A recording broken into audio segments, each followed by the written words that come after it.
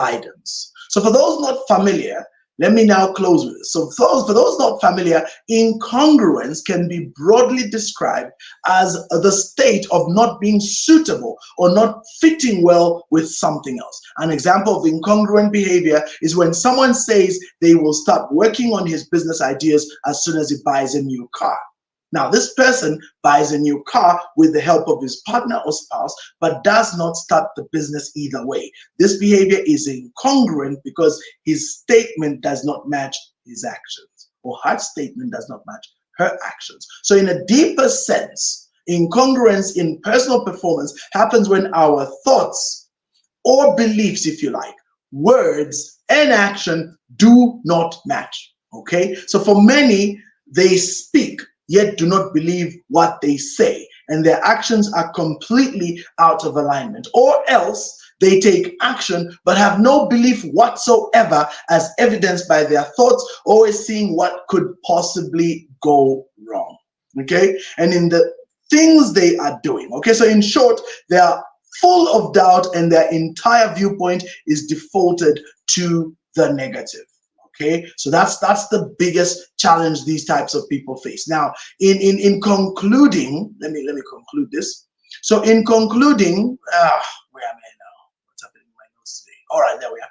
So whenever they start something, they always look out for what could go wrong and keep a mental list of all the things that could be a barrier. And worse still, because of this, when these marked events occur, they immediately recognize them and then mentally affirm what they feared, thereby reinforcing that negative outlook that was imagined in the first place. So then, people like John, who make up a good majority, unfortunately, tend to live their lives with mental barriers deeply programmed and embedded in the subconscious mind, such as the fear of uncertainty. Now, these are the thinking they have, right? The fear of uncertainty, familiarity in their comfort zones, sticking to the norm and approved ways, which is peer pressure, fear of not being good enough, fear of missing out, and the greatest barrier itself, the fear of failure. So 6 of these barriers sit in front of most of these people and stop them from ever progressing. Okay, now these stand as fearsome walls. Picture walls about 10 meters high, really high walls, no means by which you can climb them, no tools, and these stand in front and they completely stand as an insurmountable, indomitable barrier that they can't pass, and they exist in their mind. Okay, and so that these fearsome walls have gotten even the best of us to fear stepping out and pushing their performance activities to the max, opting instead to conform and blend. And unfortunately, these then remain a blockade in the life of people like John Sakala, and remain that way in spite of the list of activities done at the beginning of every year. So they are doing these activities, but deep within them, the frame that they're holding on to is a mess. It's a messed up frame, and that frame has already envisioned failure and all the challenges that I just listed out. I want to close by repeating these barriers, and then next week I'm coming and I begin to show you how we're going to break them. So what are the 6 barriers that stand in the minds of most people? Let me tell you. The fear of uncertainty, the familiarity of their comfort zones, the sticking to norm and approved ways, we call it peer pressure, the fear of not being good enough, okay, the fear of missing out, and the greatest barrier, the fear of failure. So these 6 are indomitable forces that have blocked so many people.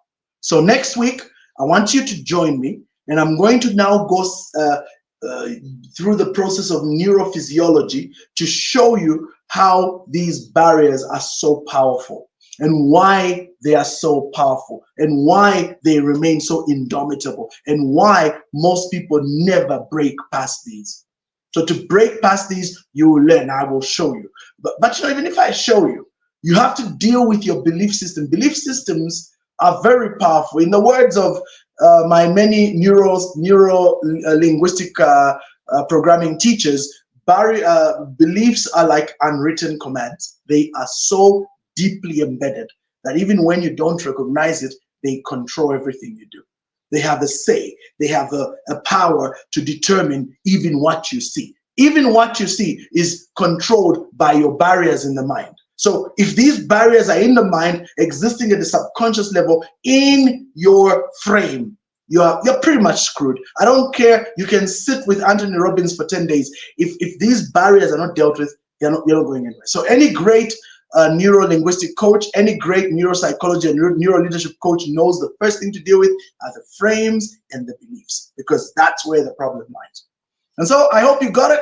Sorry for going over by this 7 minutes, but I hope you had something to learn. Tag someone, tell them, my friend, next week they should not miss, because on Monday next week, I am coming back and we're going to pick it up right from here. Barriers to taking a quantum leap in life.